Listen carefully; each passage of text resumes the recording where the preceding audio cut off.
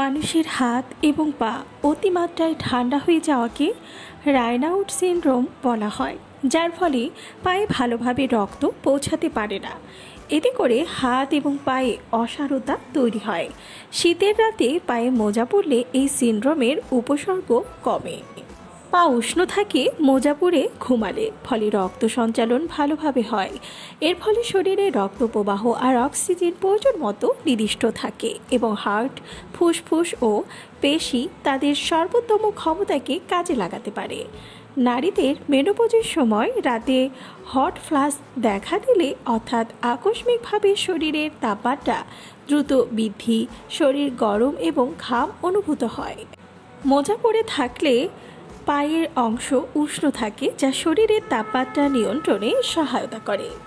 তাপমাত্রা নিয়ন্ত্রণের ক্ষেত্রে আমাদের শরীরের সবচেয়ে সংবেদনশীল অঙ্গগুলোর মধ্যে পা একটি। যখন পা ঠান্ডা থাকে তখন স্বাভাবিকভাবেই ঘুমাতে অসুবিধা হতে পারে।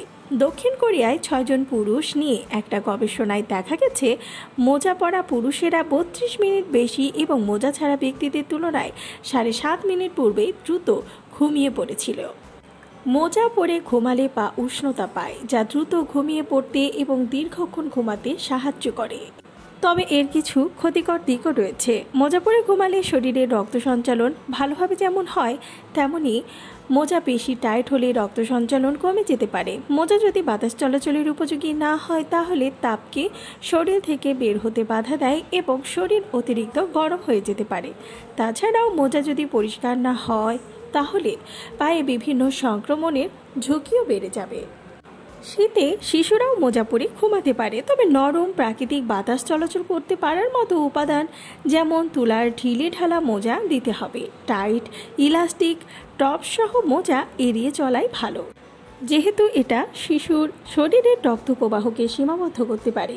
যদি শরীরে রক্ত সঞ্চালনের সমস্যা, পা ফুলে যাওয়া অথবা পায়ে রক্ত প্রবাহ সীমিত করে দেওয়ার মতো শারীরিক সমস্যা থেকে থাকে, তাহলে মোজা পরে ঘুমানোর বিষয়ে চিকিৎসকের পরামর্শ নিয়ে নেওয়াই ভালো।